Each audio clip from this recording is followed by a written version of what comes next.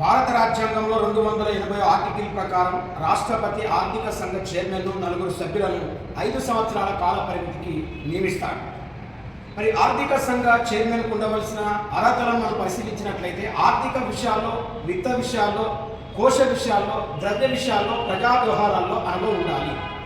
మరి మొదటి ఆర్థిక సంఘ చైర్మన్ యోగి, 2 సంతానం, 3 చందా, 4 రాజమన్నార్, 5 మహావీర్ త్యాగి, 6 బ్రహ్మానంద రెడ్డి, 7 షలాతు, 8 చవాన్, 9 సాల్వే, 10 పంతు, 11 ఏం కుష్రో, 12 రంగరాజన్, 13 విజయ్ కేల్కర్, 14 వైవి రెడ్డి, 15 నందా కిషోర్ సింగ్, 16 అరవింద్ పడగాడియ నేతృత్వంలో 16వ ఆర్థిక సంఘ చైర్మన్ను 2023 డిసెంబర్ 31వ తారీఖు నాడు నియమించడం జరిగింది.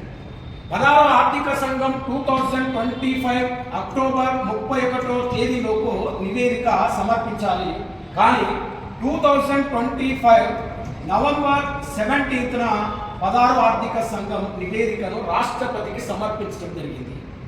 ఈ 16వ ఆర్థిక సంఘం సిఫారసులు మనకు 2026 ఏప్రిల్ 1 నుంచి మనకు 2031 మార్చి 31 వరకు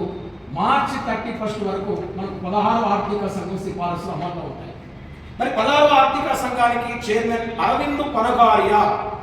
మరి 16వ ఆర్థిక సంఘంలో సభ్యులు ఎవరంటే మేనగా అజయ్ నారాయణ్ ఝా, అన్నీ జార్జి మాథ్యూ, సౌమ్యకాంతి ఘోష్ మరియు మనోజ్ పాండే.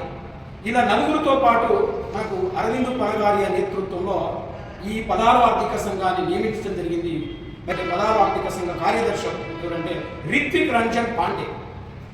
మరి ఎందుకు ఆర్థిక సంఘాన్ని అపాయింట్మెంట్ చేస్తారు అంటే వాస్తవానికి పన్నుల ద్వారా వచ్చిన ఆదాయాన్ని కేంద్ర రాష్ట్రాల మధ్య ఏ విధంగా పంపించేయాలో సిఫారసు చేయడానికి ప్రత్యేకంగా ఆర్థిక సంఘాన్ని నియమిస్తారు. మరి మనకు 2026 నుంచి కూడా 2031 వరకు మనకు 16వ ఆర్థిక సంఘం సిఫారసు అమల్లో ఉంటాయి. కాబట్టి రాబోయే పోటీ పరీక్షల్లో కంపల్సరీ మనకు ఒక బిట్టు 16వ ఆర్థిక సంఘం మీద రావడానికి అవకాశాలు ఎక్కువగా ఉంటాయి.